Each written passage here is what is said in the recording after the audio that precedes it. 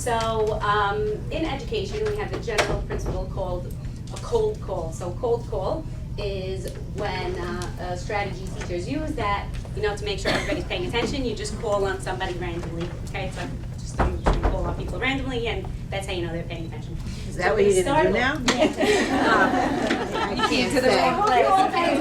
Wish I could get back at you We're going to start with a cold call questionnaire. I'm going to ask you, there's no wrong answer, it's one of those. Okay, so just really quickly, I'm going to start with Allison because I know her a long time. Just know she's going to like me when the class is over anyway. So, Allison, here's the question.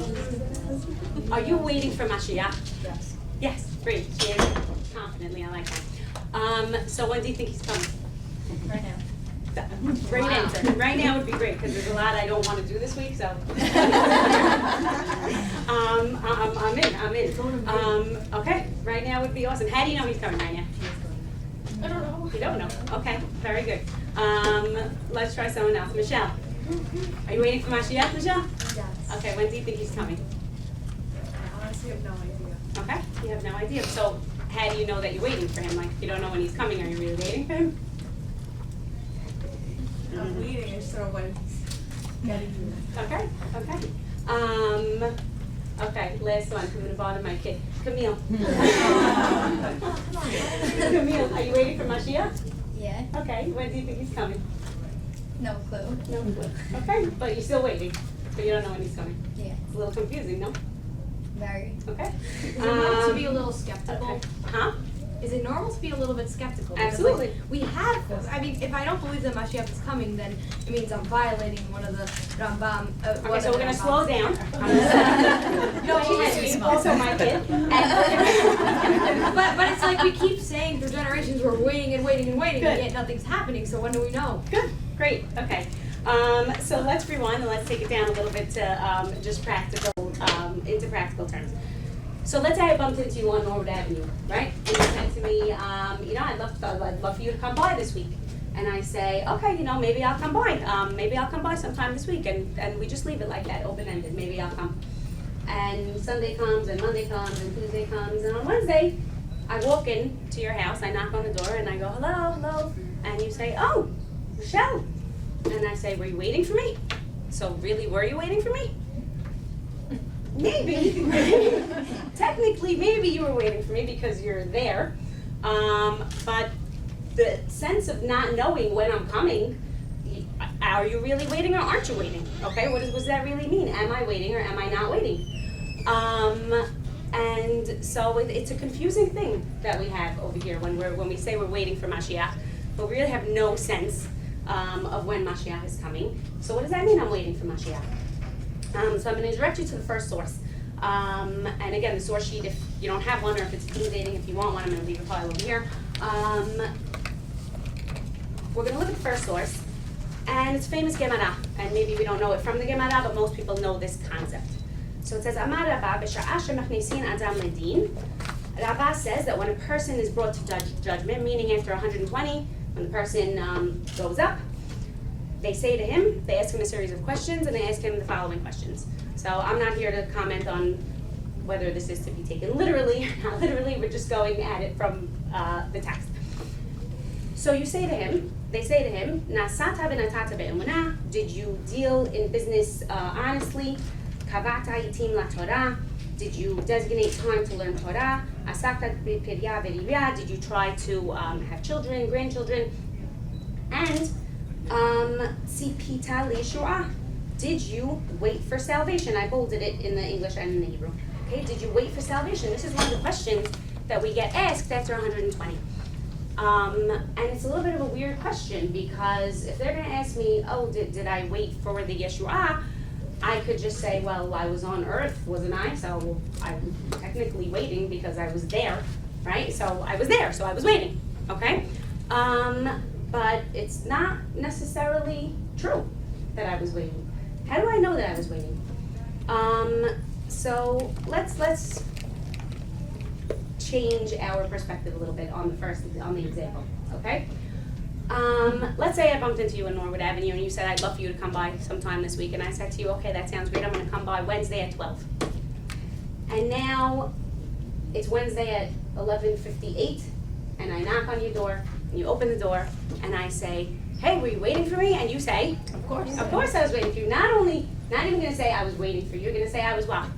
I was expecting you, right? I was expecting you to be here, right? I was expecting you. How do I know you were expecting me? Maybe you put out some drinks. Maybe you put out some iced coffee, because if you don't know me, then you would not put like, I want iced coffee, if you know me. You would have put out stuff that I like to eat. And that's how we know, okay? That's how you would say, I was expecting you. So I found it interesting that in this source, in the Hebrew, when I went to make the source sheet and I saw the Hebrew English translation, that it translated the word sipita le'shua, did you await salvation, with the word wait, okay? Whereas in really its simplistic terms, even if you typed it into Google Translate, sipita le'shua, the word sipita does not get translated as did you wait.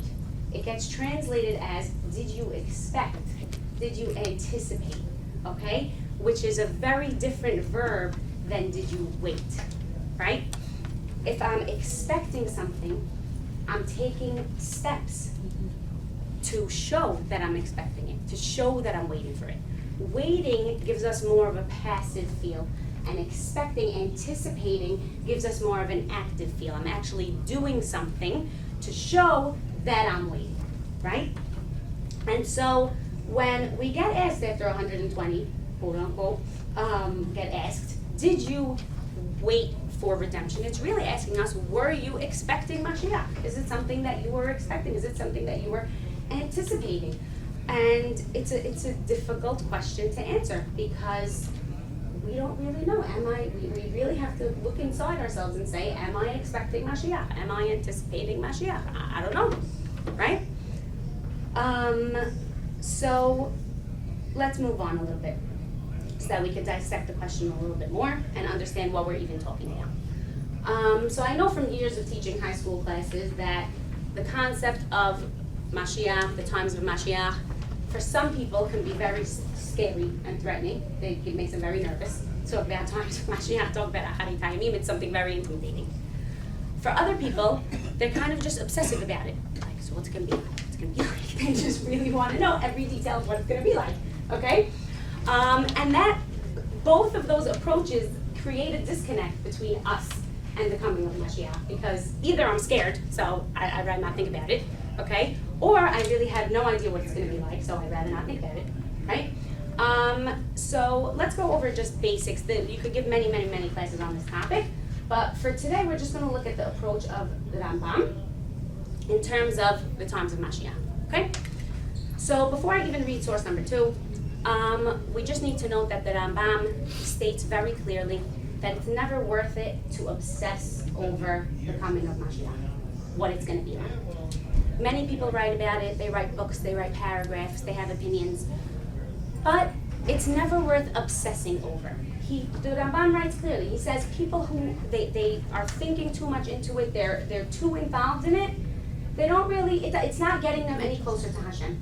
They're not really, it's not really helping them accomplish their mission in life. It's not our job to really dissect and analyze what it's going to be like in the times of Mashiach. But we do know from the text of the Torah certain things. First of all, he says the nature of the world is not going to change. The way that nature runs is not going to change. Modern technology is not going to change. We're still going to have, we're not going rewinding into the Stone Age, okay, before anything existed, and that's what it's like in the times of Mashiach. Things are going to look on the outside pretty much the same. The world is going to run pretty much the same as it runs. However, what is going to change? What is going to be different? So we have a couple sources here that discuss it. I'm going to actually fast forward to source number 4. It's the one on the bottom of your page. Okay? And it says, "Ube'oto hazman lo yeh sham lo ra'av ve'lo milchama." At this time, there's going to be no famine and no war. Ve'lo kan'a ve'tacharut. And there's going to be no envy. There's going to be no competition. Shehatova tihiyeh mushpa'at harbeh. That goodness is going to be in abundance. Ve'kol ha'ma'adanim metzuyin ke'afar. And all delicacies, all things that surplus, things we take for granted, is going to be easy to come by. Okay? So we're looking at a world without war. We're looking at a world without hunger. We're looking at a war where things are easy, a world where things are easy, okay? A world where it's easy to just come by goodness. It's not hard. It's not hard to get food. It's not hard to be at peace. And I think we can all get on board with that part. I think that's something we can all say, okay, I'm in, okay? Bring Mashiach, right? So that's really what we're looking at. And what's going to be the primary purpose of the world at this time? To come closer to Hashem. That's going to be what the purpose of the world is going to be. And the Jewish nation is going to be exalted, and they're going to be wait for the sake of time, I'm going to run through it. Jewish people are going to understand deep matters and things that we did not understand before, and be closer to Hashem to a degree that was not in existence before. The closest that a human being could possibly get, we will have the potential to reach Hashem on that level. So when we look at it in that sense, and we don't try to dissect all the details and the scary parts, wars, things, we can all really hope for Mashiach, right? We can all really say, I really, this is something I want to happen. This is something that I'm on board for waiting for this. I'm in anticipation of this. I want this to happen. And the Rambam in his Mishneh Torah goes on to say that, yeah, when this happens, the Beit HaMikdash will be reinstituted, and the sacrifices are going to be offered. And I'm going to turn your attention to the source number 2, where it says Mishneh Torah. It says there's like a 2 in the middle of the page. Sorry again for the source sheet. It says, he says in the middle of the paragraph, V'kol mi she'eno ma'aminin bo, whoever does not believe that this could happen, whoever does not believe in this potential for Mashiach to come and for the world to exist like this, o mi she'eno mechakeh lebi'ato, whoever is not waiting for this to happen, lo bish'ad hanevi'im bilvad hu kofer, he's not just going against the prophets who stated that this would happen, ela b'torah u'b'moshe rabbeinu, shehareh haTorah hi'ida alav. This person who does not believe this is going against Moshe and the Torah. It's not just the prophets who prophesied it, you're flat out going against the Torah itself, right? If you don't believe this, because the Torah told you it was going to happen. I didn't bring all the sources. There's a million places in the Torah where it tells you this is going to happen, okay? So we are really obligated as Jewish people to believe that Mashiach is going to come and that such a world can exist, right? Now, this got broken down into, we have a famous list of the 13 principles of the Rambam, right? 13 principles of the Rambam are a list of 13 things that the Jewish people have to believe in order to be completely sold as their believers in Hashem. And one of the things, I put it over here, and it's actually many different like Ashkenazi communities, and I think also some Sephardic communities actually say the 13 Ikarim every day. There are also some people who take it upon themselves that every day they read the 13 Ikarim. And so number 12, everybody's famous favorite seminar song is over there in the middle of the page, based on 13 principles of the Rambam. Says, Ani ma'amin be'emunah shelema bebi'at HaMashiach, I believe with full faith the coming of the Mashiach, ve'af al pi she'yitmameh im kol zeh achakelo b'chol yom sheyavo. And even though he might delay, even though it might take a long time, I still believe every single day that he's going to come. Okay? And so I think we've established that this is something that's really essential to our Judaism, right? To have that feeling of, I'm anticipating the coming of Mashiach. Very, very easy to say, much, much, much harder to feel, right? So it's very, very, very easy to say when, I tell you like, oh, I might come by. In your mind, you might say, oh, maybe she'll come by, maybe she won't come by, who cares, okay? But it's much harder if you don't know I'm coming to say, maybe she'll come today, let me put out some drink. Maybe she'll come today, let me put out some coffee. Maybe she'll, right? That's not something you're gonna wanna do if you have no idea when, how, if, what's going on. And so it really, really takes a lot of mental effort for us to wrap our minds around this. And whenever we end up in a situation like this, it's really always worth looking to the Torah sources that talk to us specifically about. So over here I wanted to focus specifically on the act of waiting. Okay? The act of waiting and the act of patience in the Torah. And this really, really is a very difficult concept because anticipating the arrival of Mashiach is something that's requiring us to be passive and active kind of at the same time, right? Be believer. Right, exactly. So we have to be, so on one hand, we have to be patient, right? We have to be patient. But on the other hand, we have to be impatient because we're supposed to take action, we're supposed to be doing something, right? So we have to be patient and impatient at the same time, right? And that really, really comes down to a concept of faith, to learn to be patient and impatient at the same time.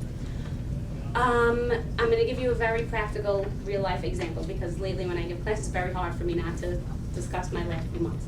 So, when I was in the hospital, in the beginning, cry. I'm not going to. When I was in the hospital, no, don't. Baruch Hashem. That's why I could talk about it because Hashem, Baruch Hashem, I'm good. So when I was first in the hospital, I had a lot of days to kind of think to myself, long time, really weeks worth of time.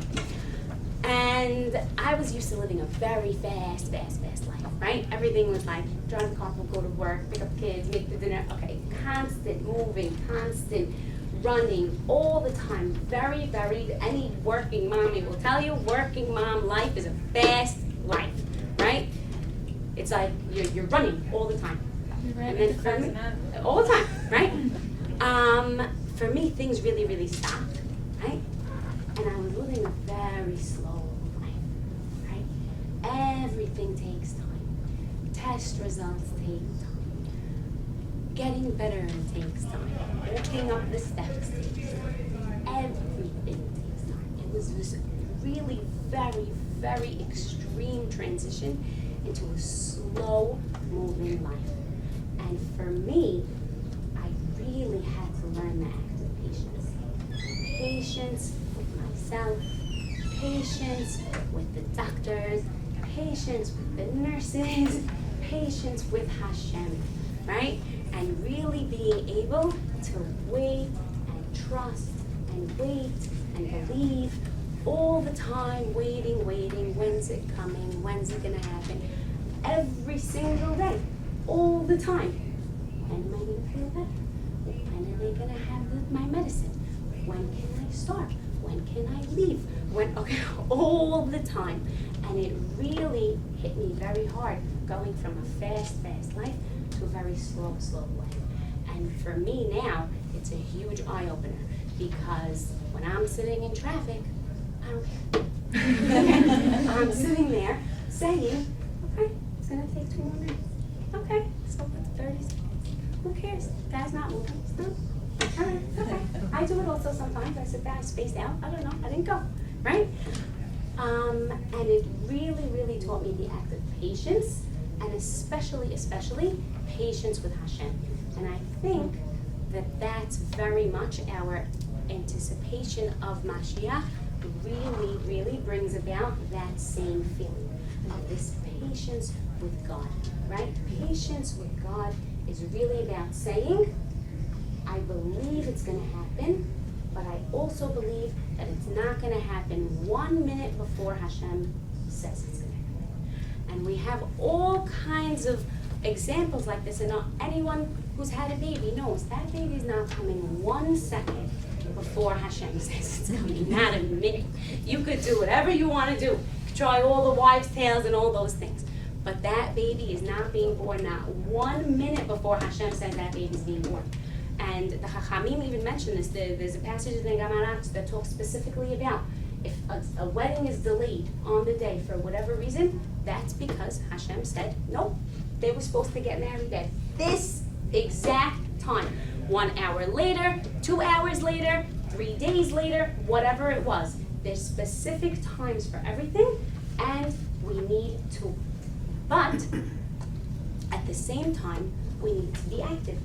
We can't just sit there and say, okay, whatever, I don't know, whatever happens, it happens. We can't do that either, right? we also need to be active about it. We also need to be taking steps to say, I'm going to do it. When I was first sick, my husband got a call from Rabbi Aluf when I was in the hospital. Rabbi Aluf said to me, I'm never going to forget this. Tell your wife what's going to heal her is going to be one thing. Tears on a page. Tears on a page, that's what he said. And it stayed with me the whole time, like tears on a page. Because there's some times where you're just sitting there like, okay, there's nothing else. There's nothing else I can do. I just have to pray. I just have to pray. I just have to ask. I just have to beg. That's all I could do. Is just pray and pray and pray and ask and beg and tears on a page. And that image stayed with me the whole time. And it still does. And it really, really still does. So let's take it back to this idea in the Tanakh. So this idea in Tanakh is glaring, especially when it comes to the avot and imahot, right? The avot and imahot have to wait all the time, right? They're constantly being asked to wait. Hashem promises Abraham, leave, I'm going to make you a huge nation. How long does it take for Abraham to become a huge nation? Not even in his lifetime, right? How long did it take for Abraham to have a child? Years and years. How long did it take all the avot to have children, right? The avot and imahot, it's a constant theme in their life is why can't these people have children, right? Because there is an element of Hashem is sitting here waiting, right? Hashem is making them wait, making them pray, and making them say, it's good, have this belief it's going to come at the right time, but also take action. So I bought a few, there's so many examples, it was even hard to choose, but I bought a few examples so we could look at it and learn it together. It's on the back of your sheet. So the first one I bought was Yitzhak. So Yitzhak, this is coming from Parashat Toldot. So Yitzhak marries Rivka, and they don't have children, right? And what does it say? Vayetad Yitzhak laHashem lenochach ishto. Yitzhak pleaded to Hashem on behalf of his wife. So firstly, I just love that pasuk just in and of itself, because to me, like I always like, this really touches me very deeply, because I feel like it's such a deep love, right? He also wants children, right? But he's praying on behalf of Ishto, right? He's praying for her, right? That's really selfless love, that he wants her to have children. A little bit deeper into that is really the Chachamim tell us that Yitzhak really had the belief, he knew he would have children, because Hashem promised it to Abraham, he knew it was going to happen. But he watched what happened with his own father. What happened with his own father? What happened? What? Before that. He had to wait a Sarah century. tells him to take the shifra. Good. Right, exactly. Sarah doesn't get pregnant for a long time, and she tells him to marry Hagar. And then Hagar has a child, and Abraham thinks he's going to be the one to take over. And so over here, when it tells us Yitzhak is praying for Rivka, we also have to keep in mind, why is he praying for her? Because he's trying to tell Hashem, no, I want it to come, let it come from her, right? Don't put us through this, take another wife, and maybe it'll come from someone else. He wants it to come from her. That really means a lot to him. And so he loves Rivka, he wants it to come from her. So he begs Hashem on behalf of his wife, Ki akarahi, because she's barren. And again, the Chachamim tell us in this spot, they say, the fact that she's barren, you have to understand, this is a fact. This is not up for debate. This is not like, oh, okay, maybe she can have children, maybe she can't. She can't, okay? This is what it's telling, the Torah is telling you straight out. She cannot. But what is the deciding factor here?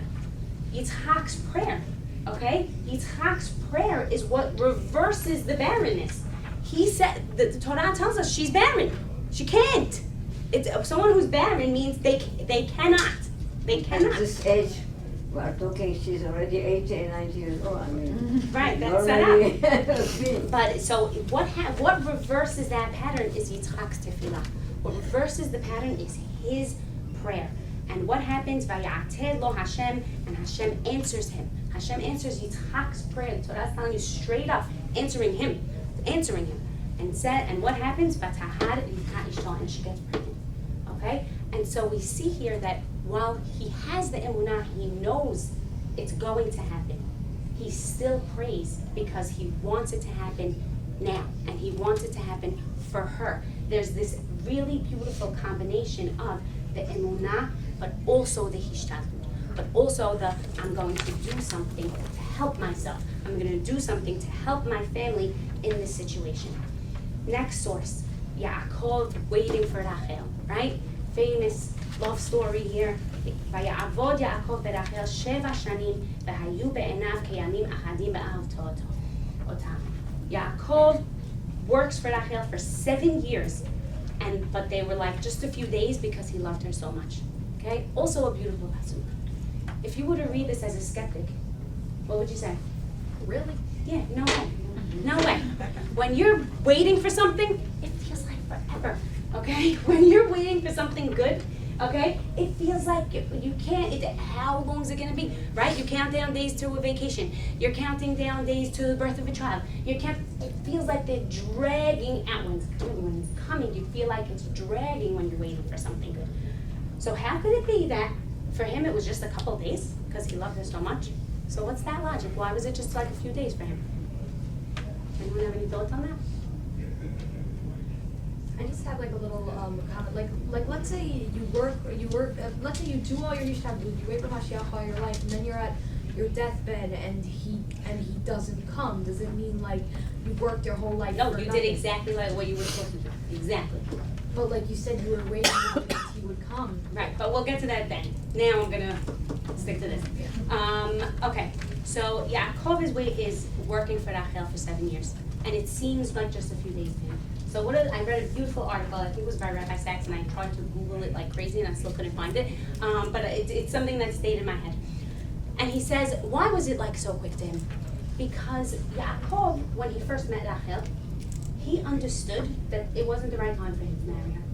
He believed, he said, you know what, it's not meant for now, okay? What do we always pray for a match? Right person, right time, right person, right time, right? Everybody knows, right person, right time.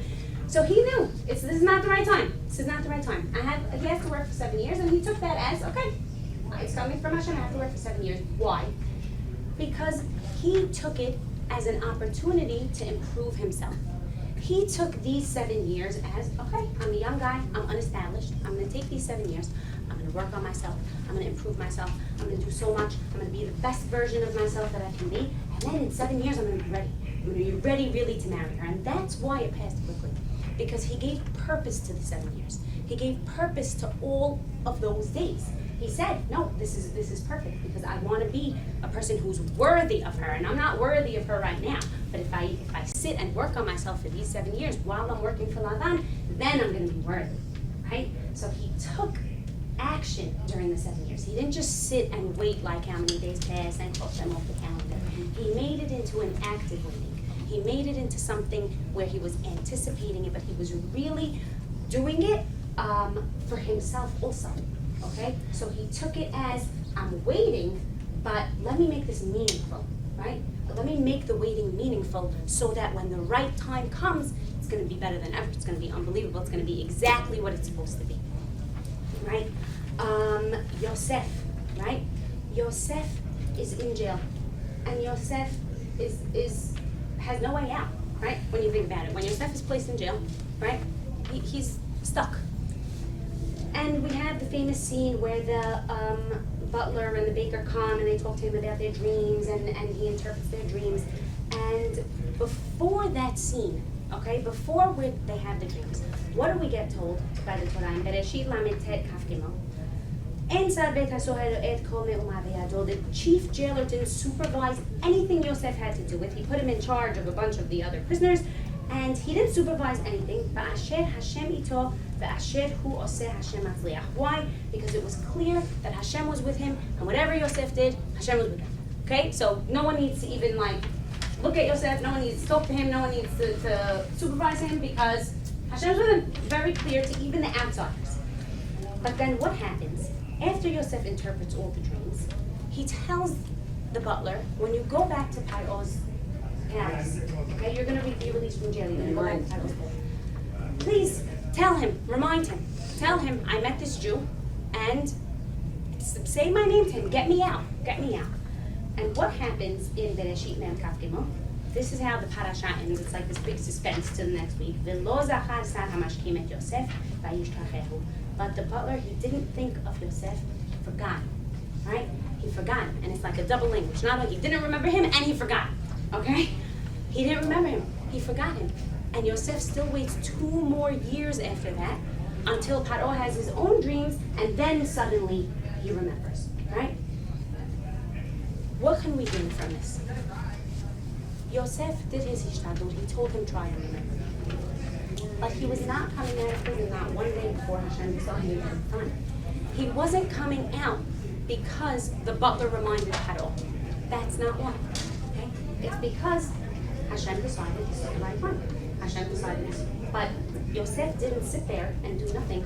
He became head of the prisoners. He's interpreting dreams. He's very, very active at this point. He's constantly doing, and everything he's doing, and even when he's presented before Paro, everything he's doing, he's attributing because Hashem blessed me, because Hashem helped me, because I prayed to Hashem and He answered me. Everything he's doing, he's constantly attributing to Hashem. Last example from the Tanakh itself. When Bnei Israel are working in Mitzrayim and they're waiting, and this is very reminiscent of, this is what we feel like. They're waiting to get out of slavery, and they're waiting generations, and people are dying waiting to get out of slavery, okay? They're in a situation where there are actually people who are dying and they lived their whole life in slavery and they didn't get out of slavery and they have to wait for generations. And what happens? At the end of Perek Bet, it tells us, "Vayhi bayamim haravim hagen, vayam l'melech Mitzrayim v'ya'anchu b'nei Yisrael min ha'avodah." Bnei Yisrael are suffering from their work, and they pray to Hashem. I'm going to skip ahead because I'm running out of time. And the last pasuk in that section says, "Vayad Elohim et bnei Yisrael, vayeda Elohim." Hashem saw bnei Yisrael suffering, and He knew. He knew what? What did He know? It was time, that it was their time. Good, that it's time. He knew it was time. I love this Ramban writing. So Ramban says right there in that time, "Ki af al pi shenishlam hazman shenigzar alehem, lo hayu re'u'im le'yiga'el." Even though it was time, they still weren't worthy of being redeemed. Okay? I feel like this can apply to us so well today. Even though it was time, they're still not good enough. They weren't worthy. But, okay, it says this in Yechezkel, they weren't worthy.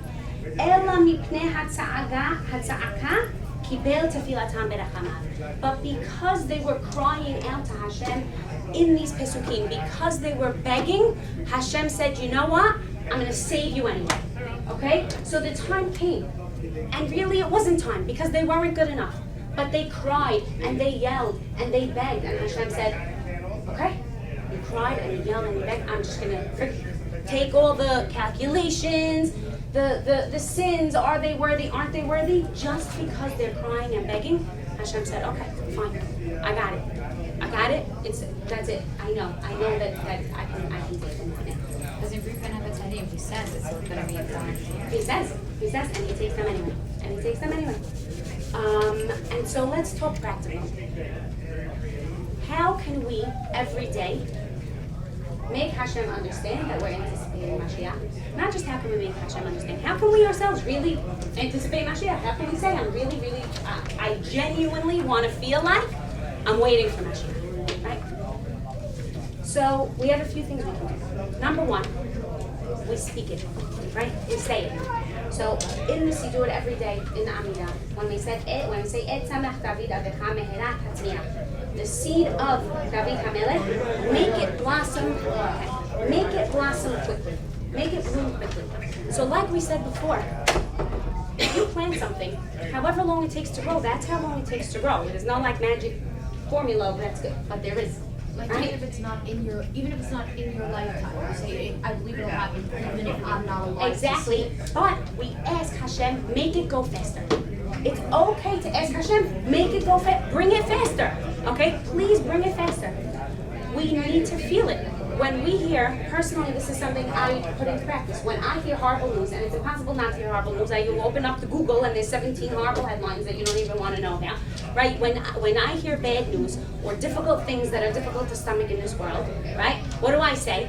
Hashem, save us, please bring Mashiach, right? Just that act of saying, Hashem, please bring Mashiach, Hashem, please save us, Hashem, bring Mashiach, we can't live like this, what are we supposed to do? Okay, just the act of saying it, the act of feeling it, that brings Mashiach closer, right? That brings the Yeshua closer. When we do that crying, when we do that asking, when we do that begging, that's something that we see from Torah. Hashem hears that.